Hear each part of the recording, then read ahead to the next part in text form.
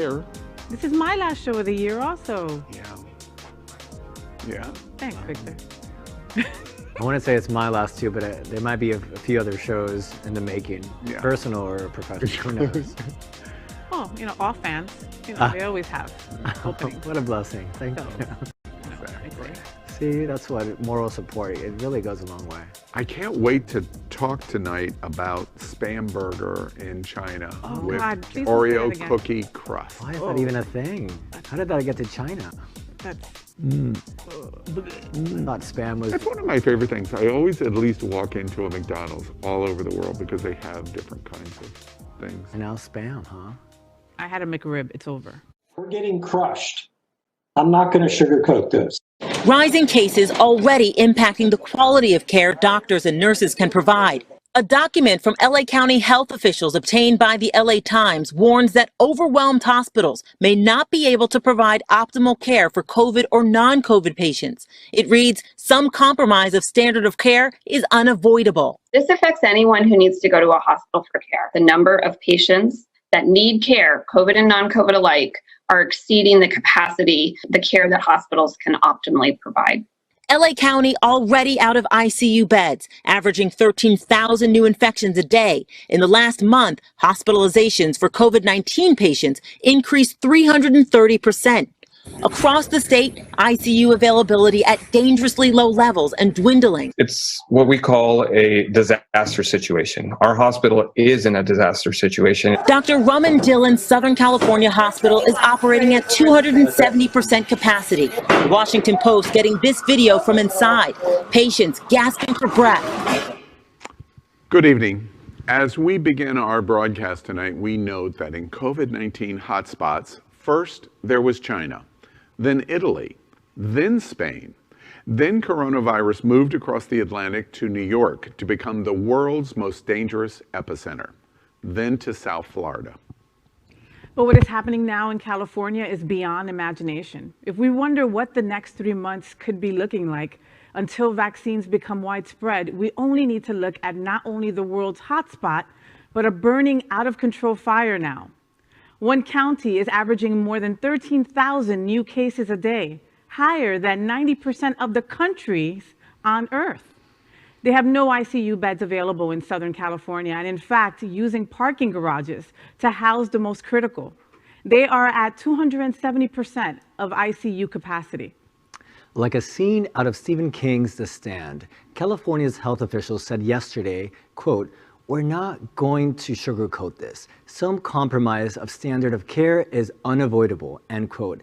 At Queer News Tonight, we point out that the world's largest LGBTQ population is in Southern California, and our thoughts are with you tonight. Well, welcome to Queer News Tonight, the world's first and only LGBTQ daily evening news. It's time to queer up the news. Tonight we report on the creators of Netflix Gay Jesus Christmas film, as they explain that they are only alive because Jesus was not gay and black.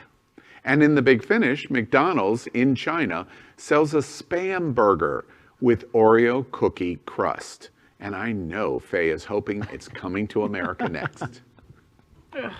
Shocking news as we report that half of the Pride centers in America face closure. And in the big finish, the group Facebook Moms think a Target cookie looks phallic and therefore is obscene. Come on, girls, I'm lesbian. Why are you fearing the penis? Oh, wait, I get it. Yeah. And in COVID-19 news, Moderna may still save us after starting today. And in the big finish, we look ahead for the Christmas and New Year's holidays. While dark, it could be worse. We could be British. Christmas is canceled. So good evening, LGBTQ world. It is 7 p.m. Monday, December 21st, and we are literally out of the closet and into the headlines. So many of your important stories we are going to tell this evening on Queer News Tonight. The world's first live daily queer evening news show, Out of the Closet and Into the Headlines on Q News Tonight.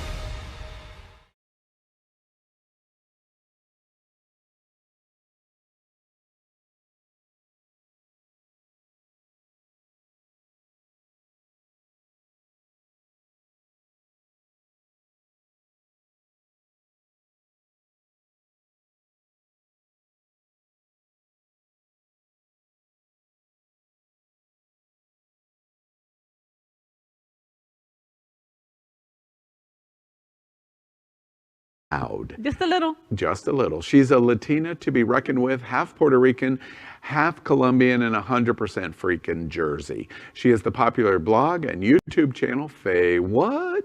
Good evening, Faye. Hola, mi gente. So happy to be here. Next, let's welcome anchor Eddie Martí Kring. Eddie is a human rights advocate. Eddie left Cuba at the age of 6 to immigrate to Miami when, at the age of 16, after coming out to his family as gay, he experienced homelessness before being adopted. Eddie currently serves as the field and community organizer for SAVE, Safeguarding American Values for Everyone, one of America's most important LGBTQ rights organization and South Florida's longest-serving LGBTQ advocacy organization. His work is focused on ending homelessness for LGBTQ homeless youth. Good evening, Eddie. Hey, y'all. Tonight we begin with the queer headlines. The LGBTQ community in South Florida and across America is diverse. Our community across the world is vast, and here are the bullet points of the queer news for today, Monday, December 21st. Let's kick off things with queering up entertainment. Creators of Netflix Gay Jesus Christmas film say we are only alive because Jesus was not gay and black. A Primera Tenatio de Cristo, or The First Temptation of Christ, was created by Brazilian comedy group Porta dos Fundos, whose offices were attacked with Molotov cocktails in the early hours of Christmas Eve last year in response to the film. Queer News Tonight reported on the incident on the premiere evening news broadcast on January 6, 2020. The film follows Jesus, who is gay and, quote, hitting the big 3-0, end quote, bringing his boyfriend home to meet his family at Christmas, and more than 2 million people signed a petition to ban the movie for seriously offending Christians. Antonio Tabay, one of the co-founders of the group, said, quote, I'm certain that they only threw bombs at the Porta because we made Jesus gay in last year's special. I think the only reason we are alive is because we didn't make Jesus gay and black. Otherwise, there would have been even more bombs, end quote.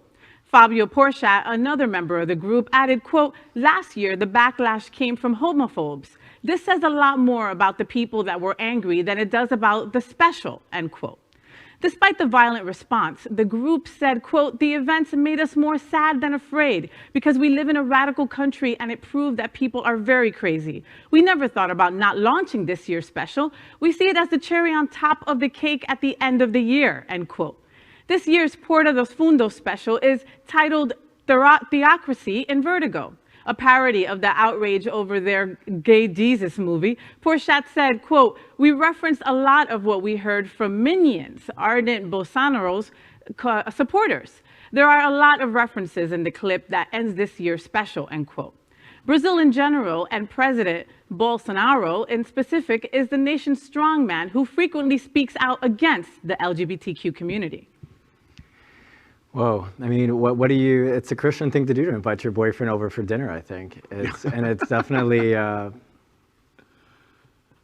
I think it's interesting that they basically make the joke that they lived because they did the only thing that would have been worse in Brazil, make him gay and black. And that really is the social statement that we should hear as the soundbite in their conversation. I always wondered if God was gay. Now I understand. Now I totally get it. You know, I mean, I'm sorry, Jesus. If Jesus was gay, sorry, God, don't get mad at me. You know, like I see it, and I definitely want to see this movie. Well, apparently in Brazil, it's okay if he's gay, but if he's black, oh. I was told God is a Puerto Rican black woman, so there we go. Oh. And now it's time to queer up gay culture. Please calm down about a 2020 Instagram sex worker crackdown. This time last year, Out magazine reported that a rumored, and I quote, 2020 Twitter porn ban, end quote, was not in the works. At the time, a few sites had reported the social media platform had changed its rules, and we were set to see a massive crackdown on accounts that had NSFW material, which would likely, all but likely, lead to eradicating sex workers who were on the platform. Those reports turned out not to be, or actually to be true, excuse me. Now, in the past few weeks, similar posts about a crackdown have been going viral. Now on Instagram. And Out, again, asks you to calm down. According to the magazine, it's important to understand that context is key. Over the past few years, we have seen an increasing dark wave of censorship online. This has extended to the once bustling sites like Craigslist and Tumblr, which have basically eradicated their NSFW content. We've seen this as a result of how mobile app stores set their guidelines, which mandate what apps that hope to be stocked on those platforms, what they can do and not allow. Just last week, Pornhub purged its site of all unverified accounts, deleting tons of homemade content in one day. I know Al was personally disappointed around that. And we feel the impact even here as we can. And what we can and cannot be shown on this side is regulated by advertisers and their sensibilities, as well as mandates set by Google. All of this can make social media users, particularly queer ones or sex workers, or better yet, queer sex workers, hypervigilant and aware of impending changes in guidelines that might adversely impact them. But it can also lead to a lot of misinformation. Over the last few weeks, posts have gone viral on Instagram regarding a new supposed update to the platform's community guidelines that would prove a death knell for sex workers. In particular, these guidelines outlined objectionable content and would ban attempted coordination of or recruitment for adult sexual services and explicit sexual solicitation. Out magazine points out significant contradictions and misinformation that is reported as fact in social media and advises to review issues related to content changes from original source of the platform and media's reporting. For now, all seems to be as is. It's an interesting point of view from Out magazine, because they point out that we work ourselves into a sweat. And this is an illustration of many issues that we faced in 2020. Then it is repeated, and it's like the old telephone game. We repeat it and repeat it and we repeat it. And when we get to the other end and it's been through 25 other people, the story is completely wrong. So I agree with Out. We should go to original source from our social media content. They'll tell you what they're doing specifically. They're legally required to. And you should be listening to the news, because we're going to report it as accurately as we can. And just like they said, sex workers, like Tay says, calm down. It's all going to be good. There's always going to be another platform that you can go on. I think there's a Parler or something like that. There's a ton of places that you can go on that it's not uncensored. You guys will be okay. Calm down. And I think it also speaks to what we can all do individually for those that are in chosen sex work, to make sure that you're getting consent and that you're abiding by what you consider to be your moral code, so that folks don't feel off. I never dreamed that doing Queer News Tonight, I would hear one of the anchors quote Tata or Tay-Tay. Tay-Tay. Yes, I'm sorry. All right, see? I never believed it. Let's continue with queering up gay culture. CenterLink's CEO says, without intervention, COVID-19 could have closed half of all U.S. LGBTQ centers.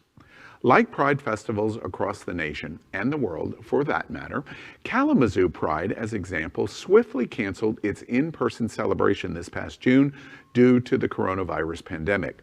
But without Kalamazoo Pride, Outfront Kalamazoo's most revenue-generating event annually, Executive Director Amy Hunter would need to use a combination of hard work and creativity to keep the community center afloat. At that point, she said, there wasn't any active solicitation of funds. Denise Spivak is the CEO of CenterLink, the coalition that supports and connects LGBTQ community centers. CenterLink is actually based right here in Wilton Manors, Fort Lauderdale, and she is host also of Happening Out Television Network's Gay Town Hall. According to what she's seen and heard, what Outfront is experiencing is unfortunately par for the course. According to Spivak, quote, almost 100% of Pride centers were impacted financially by COVID, as were other nonprofits and businesses. It's not a unique position to be in. Everybody had to cancel fundraising events in one way or another, or reimagine them. So that's what they spent a lot of time doing, while at the same time pivoting their entire operations to serving their clientele online instead of in person. It was quite the challenge, end quote. Spivak specifically noted the perilous edge the LGBTQ community faced in this spring collapse, quote, because literally at that point, centers had no intervention at all and no money had come through to them at all. A good number of them were facing closing. I'd say a third within 2 months and probably half by the end of the year, end quote. Here is the likely future and what it holds for LGBTQ pride centers in America. Spivak said, quote, what I'm hearing, centers have a kind of evened out philosophy. They're feeling okay about how the year is going to end up. Some of them are going to be in a deficit, but certainly not as bad as they originally thought. But really, it's 2021 that hangs in the balance, end quote. The point seems to be that the backbone of our entire LGBTQ community came so close to collapse in pandemic. While LGBTQ community was sheltered, the Pride Centers of America across America had to keep going, and a full third almost didn't. Everyone at Queer News Tonight encourages you to remember the importance of CenterLink and our community pride centers and 501c3s. Next, we queer up the USA. Gay high schooler suspended for nail polish tears into local school board at public hearing. Watch this. I got my education taken away from me for something as minor as painting my nails because it's against the dress code. The question I pose is why? Why is it against dress code for a man to be comfortable with his masculinity and defy the gender norms that society has imposed on us? Better yet, in what way is it harmful for me wearing nail polish? If it's not harmful for girls to wear it, then why is it harmful for males? Discrimination is singling out a single group or person for treatment that is different and unfair. The rule only applies to males, making it not only discriminatory but very sexist.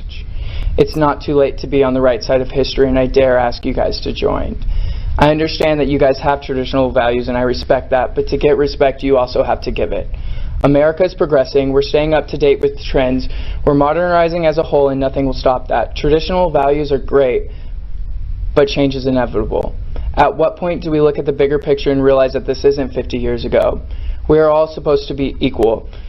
Not having our freedom of expression suppressed, not having our voices not heard because grown-ups are taking 3 steps back instead of forwards. There's a certain beauty and uniqueness, and no one should have that taken away. Diversity is what makes this country so beautiful.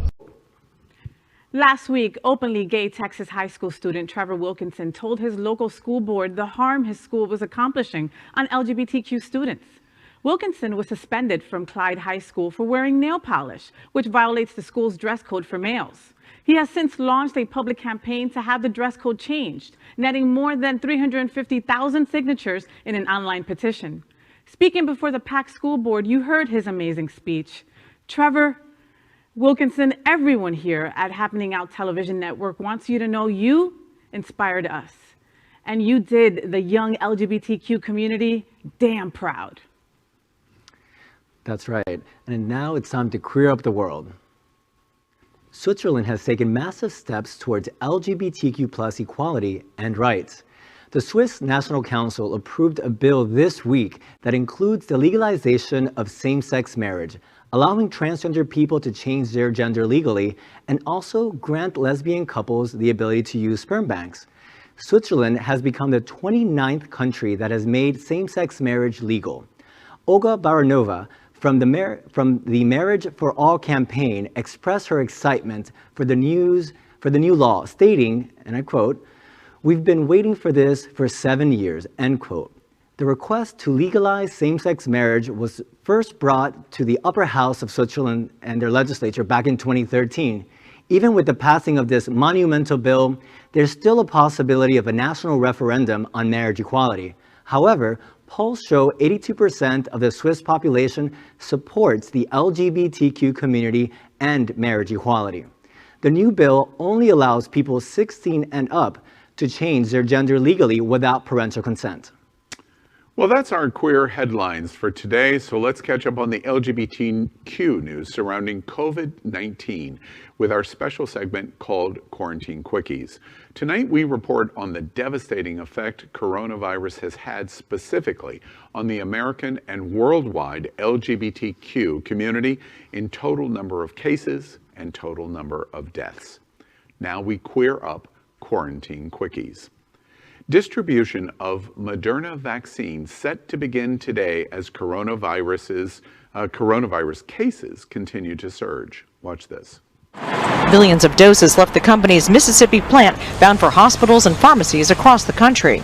There is light at the end of the tunnel. There are now 2 vaccines that are approved. They are incredibly effective and efficacious. The Trump administration's Operation Warp Speed is on track to deliver 6 million Moderna doses to 3,700 sites in every state this week, and another 2 million doses of the Pfizer-BioNTech vaccine. We started slow. We're going to continue to increase. So the American people should be hopeful about vaccines, but we also need to remain vigilant. Health officials are predicting the COVID-19 death toll will keep rising dramatically after the Christmas holiday. Travelers and celebrations causing another deadly surge. It does seem to be the case that we're on track probably to peak in terms of the number of infections somewhere around the first week in January. Today, America becomes the only nation in the world with 2 vaccines now being administered. With 2 COVID-19 vaccines given the green light from health agencies, officials are accelerating the distribution of doses to patients over the coming holiday week. Moderna's candidate is the most recent vaccine to receive an emergency use authorization from the U.S. Food and Drug Administration. The first doses were administered this morning. In the midst of the holiday season, cases have surged to nearly 18 million people infected, and nearly 320,000 people have been killed by the virus since the pandemic began in the United States, according to data from Johns Hopkins University. It will be months before the wider American public receives the vaccines prioritized for healthcare workers and long-term care patients, but health officials are working to have 20 million people distributed by the first week in January. Already more than 556,000 doses of Pfizer's vaccine has been administered, according to the U.S. Centers for Disease Control and Prevention, and 2.8 million doses have been distributed to high-risk facilities.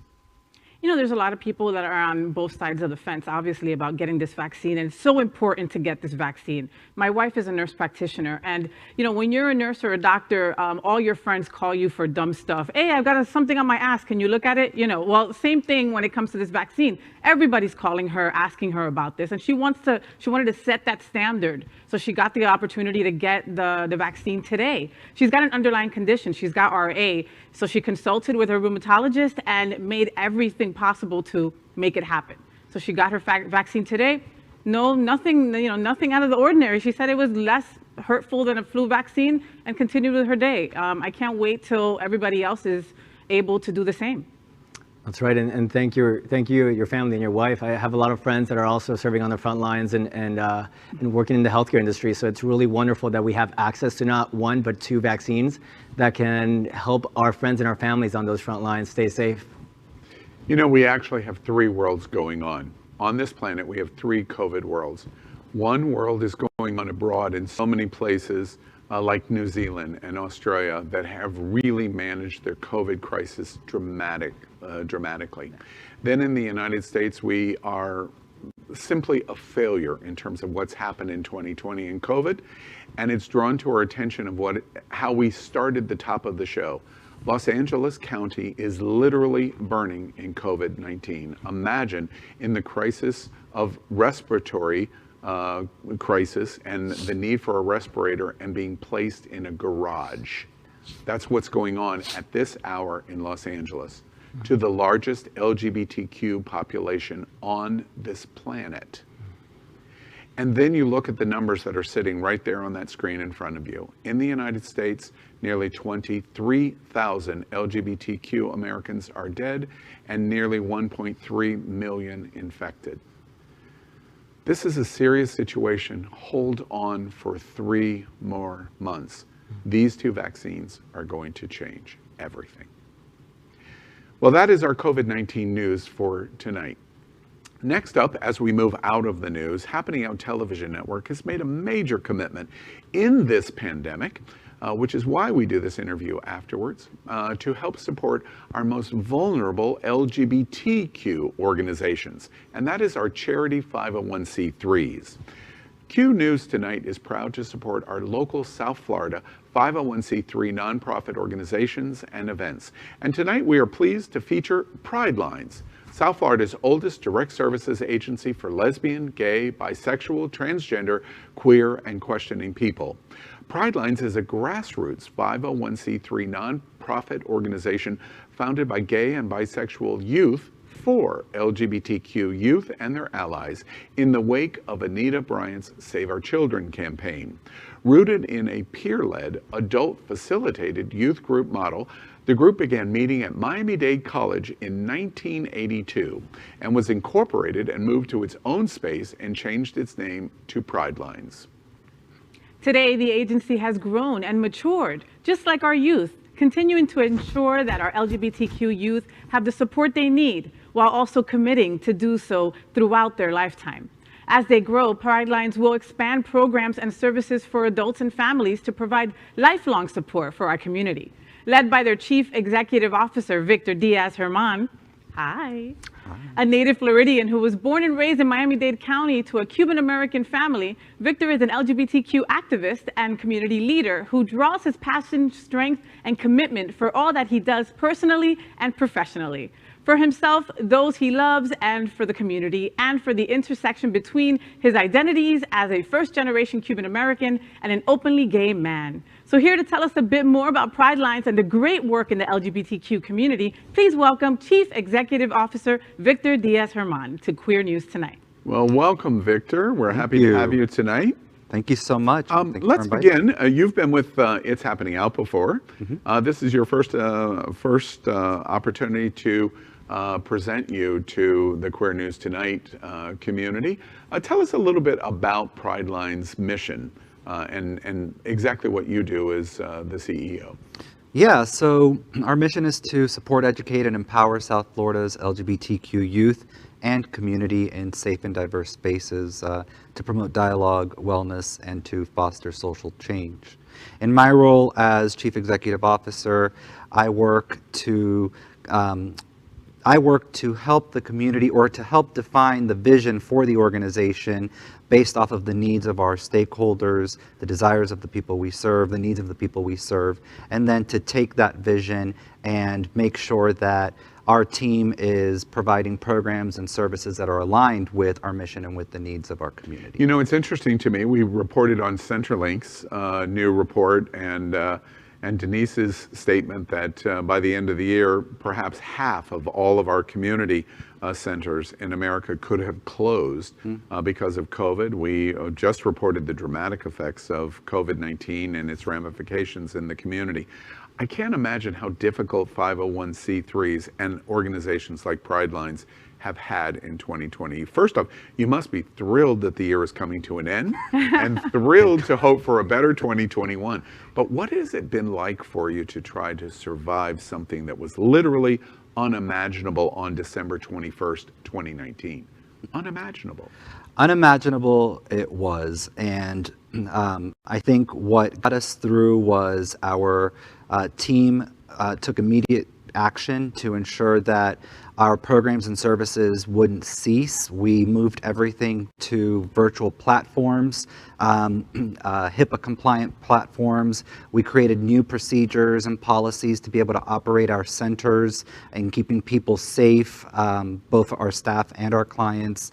But it left us with this big question mark of how does a center continue to provide space for the entire community, not just those in need of services. And moving forward, how do we do so in a safe manner, which has just changed every idea we had, everything we've thought of at the beginning has just changed and changed and changed. And I think the name of the game has been flexibility and the willingness to adapt as we need and as new issues arise. You know, Victor, as I was listening to you talk about adapting, I was thinking to myself, as you were going through this as the executive director, did you ever come close to going, okay, I think that's it. I think we can accomplish this, and I think I'm on the verge of surrendering. Did you ever think that? As an agency or personally? Both of those. No, honestly, as an agency, our team, our board are committed to the work that we do. We, because we're direct service agencies, we work with individuals. We see their needs. We're connected to them on a regular basis. It's impossible to look at or to do this kind of work and say, you know what, I think we might have to just close our doors. We don't do this for the money. We do this because we're passionate about the community we serve, and that passion thrives. And you know what? I think it was fueled by the situation and how disproportionately the people that we serve were impacted by the pandemic. So while our spirits may have been knocked down a couple of times because of the challenges we've had to face and the fact that we've had to relearn how do we do things personally and professionally, but our commitment to the work hasn't.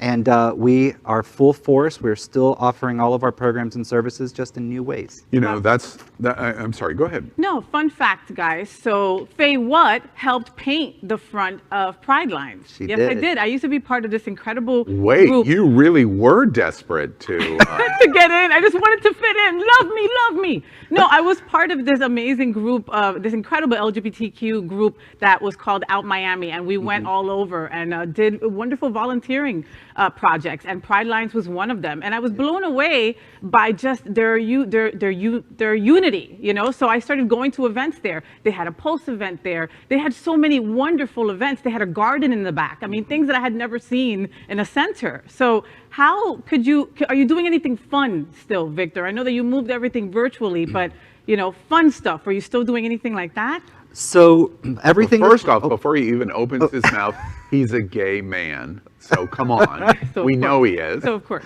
we're trying our best. We did move everything virtually. We have had some events virtually. We started doing some fun community things like game nights. We started we did a 90s party virtually. We had a DJ who played some really, well, for me, it was really fun music. I don't know if the younger generation cares for it, but we've tried our best to keep people engaged in new ways. And now we're talking about how going into 2020, we can do so by reintroducing a combination of in-person and virtual events, given that we've got these vaccines. You know, we're really proud of our embracement and support. We have now all of December, but we have for quite a while at Happening Out Television been vocally embracing our local organizations, our 501c3 charities, our businesses, our prides, et cetera, and so on, because they've taken it right on the chin in COVID. I'm very proud that we are able to do this for you, because I honestly believe more than an advertisement for Pridelines, this humanizes what your mission really is, and we hope to continue to help support many organizations like Pridelines to do that, because they really deserve your support. And if there's ever been a year that needs your support more than ever, it's this one. Please, it's this year that is necessary. And in that vein, so I'm very proud that we're doing this. Victor, tell us how people can help you and how do they get in touch with you? Well, you can always go onto our website at pridelines.org. That's Pridelines, not Priceline. And you can always sign up to volunteer for us. We still have volunteer opportunities at our center and even for some of our virtual events or programs. You can always call us at 305-571-9601. There's always a way to help, and there's also ways that you can participate in our programs, our services. This is a community center, so we're here for you however you need us. And I have to echo that call for volunteerism. If you are able to contribute financially, do. But you for sure can contribute in terms of your sweat equity. And so reach out and help Pridelines. And clearly they need the help because they're scraping the bottom of the barrel in painters. Hey, so they need, oh wait. She did a great job. Oh, okay. All right. We'll just believe you. Victor, it's been a pleasure for us to bring Pridelines to the audience. And we thank you for being with us at Queer News tonight. Thank you. Well, next up, we are going to report that Happening Out Television Network helps support our LGBTQ community in other diverse ways. An example is Sunshine Cathedral, the world's largest queer church here in Fort Lauderdale. We are broadcasting from our permanent set in supporting that partnership. The network broadcasts the largest LGBTQ religious broadcast in the world, with more than 30,000 watching every Sunday at 10:30 a.m. Eastern, and it is totally live. We encourage you to tune in. Our campaign of sponsorship proudly supports Sunshine Cathedral is my queer church. Watch this.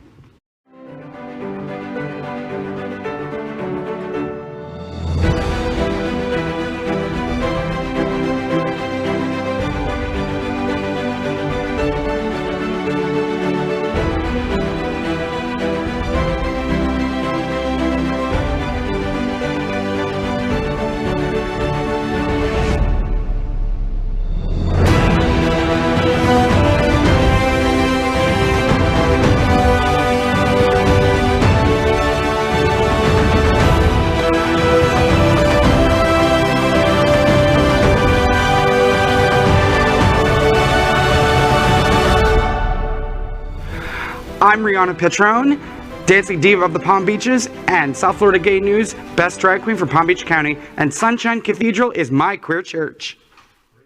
We'd also like to thank our set designer, Concepto Modern Living here in Fort Lauderdale, for making this set in this amazing queer church campus possible. Finally, we thank Queer News Tonight's hotel sponsor, Best Western I-95 Fort Lauderdale. This is the closest and best choice to the famous Wilton Drive and our host and guest stay at this LGBTQ ally partner. We encourage you to stay here when you visit South Florida. Well, next up, exciting, tonight we present our special financial segment called LGBTQ Money Talks. Tonight we have our financial planner, David Treese, with us. He is a certified financial fiduciary with Cetera Investments. He is going to help us with the very unique financial needs of the LGBTQ community. Welcome, David. Great to be here. Thanks for having me. We are excited to have you. We have a number of questions, several that I have no idea what they mean, so I'm excited. Faye, why don't you start us right off? Yes, let's jump on in. So, David, question number one. How do I calculate when I can retire? Way long from now. Way long for me. Yeah, I think this is the number one question. This gets my vote for the most important financial planning question, is when can you retire? So we have all sorts of software programs that we use, but think about how important that question is, because if you do it too early, you risk running out of money and you just have a stressful retirement. Or if you really don't know what the number is, and even if you have enough money, you risk not spending as much as you could, not optimizing, and still worrying. So the answer to the question is really to put it into a program. This is part of what we do. When somebody comes into the office, I will ask, when do you want to retire? Sometimes they'll say yesterday. Other times it's like, well, I'm never going to be able to retire. But we look at how much you've saved and how much you're contributing when you want to retire. We put in rates of growth based on some estimates before retirement, maybe more conservative estimates after retirement. We look at your Social Security. We look at all of these different variables. If you've got other income, pension, rental income, we put it all in a program. And then we look at how much you think you're going to need to live on, and we project it out. So we can say, in fact, this is part of our job. We can say you're fine to retire at this age, and you're not going to run out of money, or on the other hand, you're going to run out of money when you're 70, and that's a problem. So it's just too complicated, I think, to do on your own. It's worth paying somebody, any planner, to sit down and put all of that information in and do what-if scenarios. And there are different programs. You may be able to find one online and do it yourself, but they're absolutely amazing programs, because you make one small change and your numbers go way out in the future totally differently. David, I have a kind of a morbid follow-up to that. Yeah. Does that mean that you calculate end of life as the projection of how long the money lasts? Is that what it means? This is my cue. My all-time favorite euphemism in any field has to do with this program, because we put in what they call the starting retirement age, and then they call it the ending retirement age, often referred to as death. But you don't want to see that on the chart. So they put ending retirement age. Okay. So we do look at that, and if there's a couple, on occasion, they may ask, well, what happens if one of us passes away at 80 or 85? And that makes a big difference. That means the loss of a Social Security check. It may mean the loss of a pension. So we can calculate that too. Yeah. Okay. Good. Thank you for that work. I just want to pay somebody to tell me I'm not going to run out of money anytime soon. Right. So here's a question I've got for you. Are penny stocks still a relevant and smart investment? How to run out of money. Speaking of running out of money, penny stocks are almost for us prohibited because they're not a good investment. They're inherently risky. First of all, what is a penny stock? Now it's defined as a stock that's worth less than $5 a share. It used to be, I would think, like less than $1 a share. But there are stocks that will trade literally for pennies. This is 5 cents a share. So the percentage changes from day to day can be enormous. I think a lot of those are priced so low for a good reason. So that's another reason to try to stay away from them. There's a lot of regulatory issues.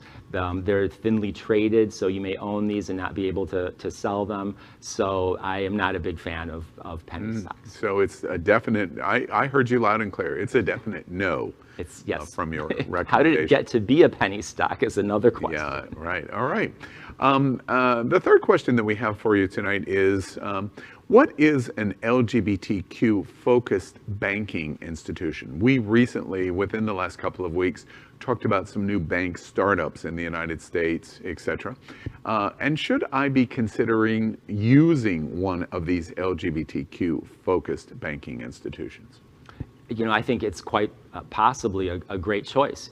This is relatively new. You still need to look into it. It may be something that you have as one bank in addition to other more mainstream banks because it's so new. But I will say that I love the idea that this is something that we recognize underserved communities. There are banks now that will specialize in the Black community for good reason. You've had really underbanked, underserved, the same with the Latin community, even immigrants. So now we have banks that are, and credit unions that are targeting the LGBT community. And our needs are different. I'm a gay man, and when I was growing up, the idea of getting married, having children, it was not on the agenda.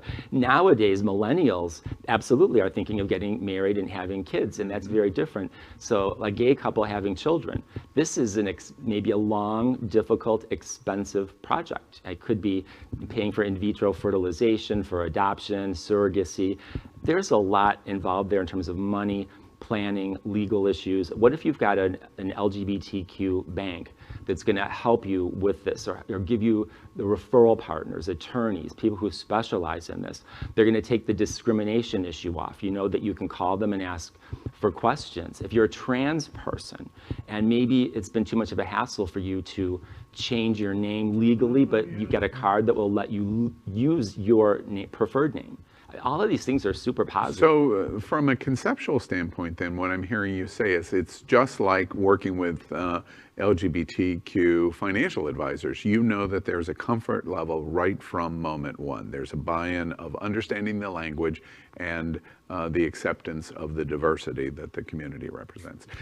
And I hear that loud and clear, do you think that this is going to grow, that LGBT-focused banking is going to grow in America? You know, it should. If it's well done, I can absolutely see it. It's like niche marketing, and I can absolutely see wanting to have this, to have somebody, an advisor, a whole package, whether they're offering insurance products, a mortgage, the expertise. It's a very high comfort level and hopefully better expertise. So why not? I think it's good marketing. I hadn't thought about it in that way. Well, that's tonight's LGBTQ Money Talks. We're here every Monday with contributor David Treese to answer your questions. And we remind you, do you need financial advice? Don't call Faye or Eddie or Al. Who you want to call is, and we encourage you to contact David at Cetera Investments. And thank you again tonight, David, for being with us. And Merry Christmas and Happy New Year. We won't be doing Q next week. We're going to all take the holiday off, and we will see you in the first Monday in January 2021. Well, we're going to end tonight's broadcast with the big finish. Today's silly or news that entertains the LGBTQ community. So here we go. The big finish. First up, Facebook moms. That should be a red light to you right off the bat. Facebook moms think this Target cookie, Target the store, their cookie, looks phallic and therefore is obscene. It's a snowman cookie. What do y'all think? Well, let's think about these moms. These moms have been in quarantine for I don't know how long. So maybe they haven't been able to see, you know, big black chocolate boot in their future. They're fetishing the chocolate. They're clearly projecting onto these cookies. Wow. It's look really delicious if you ask me. Well, that probably says more about you, Eddie, than the cookie. Hopefully they're low calorie. I've heard it is. The big finish. Christmas holidays. Well, LGBTQ America, it could be worse. We could be the British. Christmas is canceled. Oh, God. Wow. Well, I mean, Christmas is canceled here, sort of. I mean, come on. Look at LA. Ugh. Breaks my heart.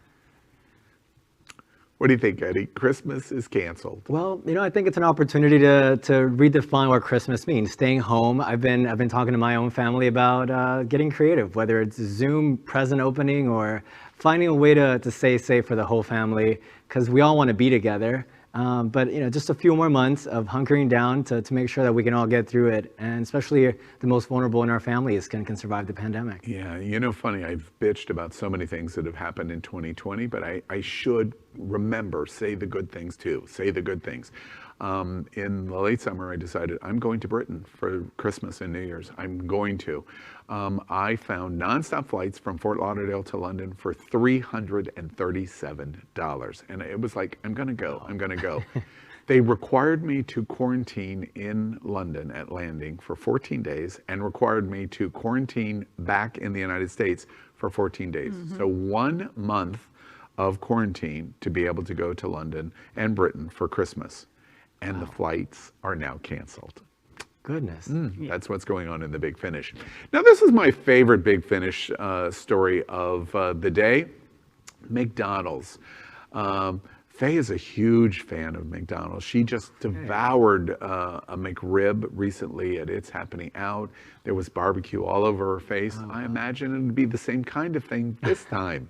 McDonald's is selling a new Spam burger. You know the meat Spam, which is probably not real meat, with Oreo cookie crumb crust in China. Oh, God. There it is. There's nothing. What do y'all think about what they're serving up at McDonald's? We wanted something different and new. I can't. And that mayonnaise on top, did you see that? Yeah. That's just disgusting. I told a stoner friend of mine about this, and he was like, I'm curious. I'm scared, but I'm curious. I'm curious. 5-1. If we were in Beijing, Faye would try it. Wouldn't you try it? When in Beijing. Yes. Hey, that's probably what it took at that marketing meeting. Somebody was definitely high and said, you know what, why don't we try this? Yeah. I've been to China many, many times, and I'm very proud to say that I've never tried, when in Beijing, I've never tried Spam. I've tried other things that are equally interesting. As nasty. I've had Spam in my youth, in my poor time. I will never go back. Thank you. Yeah. All right, that is today's news for the LGBTQ community on the world's first and only daily LGBTQ evening news show. Is our community important to you? Then help us by liking and subscribing, ring the bell for updates, share this news. We are the only television live video news that is out of the closet and into the headlines, and we need your support. And I'm your anchor, Al Ferguson, and on behalf of anchors Faye What and Eddie Marti Kring, we will see you daily and tomorrow night for our final broadcast of 2020 at 7 p.m. Good night, America.